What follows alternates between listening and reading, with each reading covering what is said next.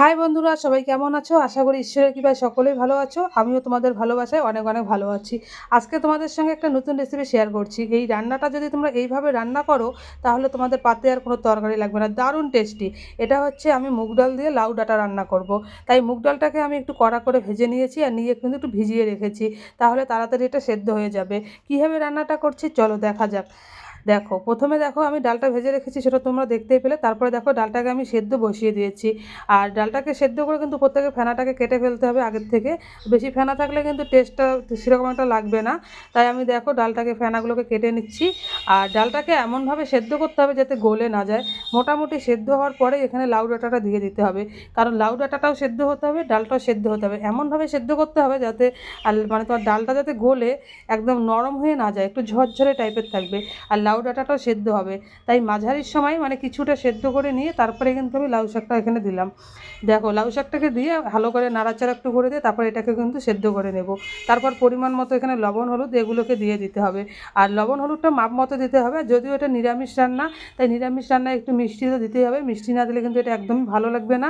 দেখো মোটামুটি দেখো সেদ্ধ হয়ে গেছে। দেখো ডালটা কিন্তু গলে যায়নি, ডালটা কিন্তু ঝরঝরে আছে। এভাবে আমি প্রায় দিনই বাড়িতে রান্না করি, কারণ নিরামিষ যেদিন হবে সেদিন এই রান্নাটাই বেশিরভাগই করে থাকি, দারুণ ভালো লাগে। তারপরে দেখো পরিমাণ মতো আমি লবণ আর পরিমাণ মতো কিন্তু হলুদটা কিন্তু আমি দিয়ে দিলাম। আর লবণ এমন পরিমাণে দিতে হবে যাতে মিষ্টিটা আবার মাপ মতো দিতে হবে, কারণ মিষ্টি বেশি দিলে কিন্তু ভালো লাগবে না। আর নিরামিষ রান্নাগুলোতে একটু মিষ্টি দিতে হয়, যদিও সবাই মিষ্টি খেতে ভালোবাসে না। আর আমাদের বাড়িতে সবসময় নিরামিষ রান্না মানেই একটু মিষ্টি দিতেই হবে।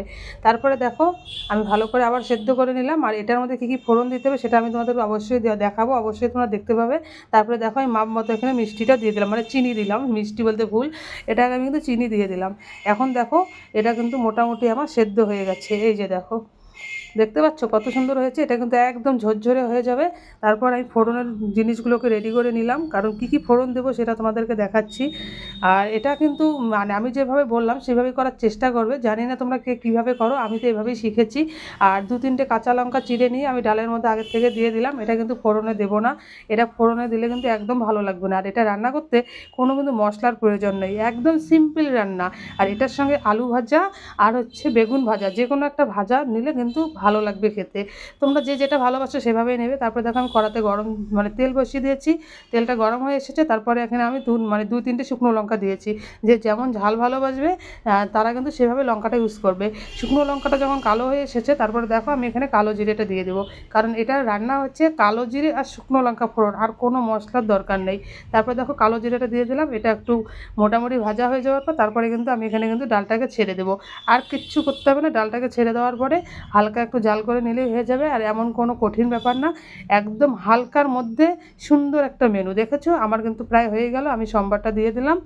আর এটা কিন্তু একদম টেনে একদম ঝরঝরে হয়ে যাবে। আর বললাম তো তোমাদের আলু ভাজা আর বেগুন ভাজা যে কোনো একটা নিলে কিন্তু সত্যিই ভালো লাগে, অসাধারণ একটা রেসিপি। কার কার মেনুটা ভালো লাগলে লাইক কমেন্টের মাধ্যমে শেয়ার করে সবাই পাশে থাকবে। সবাই ভালো থাকবে, সুস্থ থাকবে। সবাইকে টাটা। এরপরে আবার নেক্সট ভিডিও তোমাদের জন্য নিয়ে আসবো।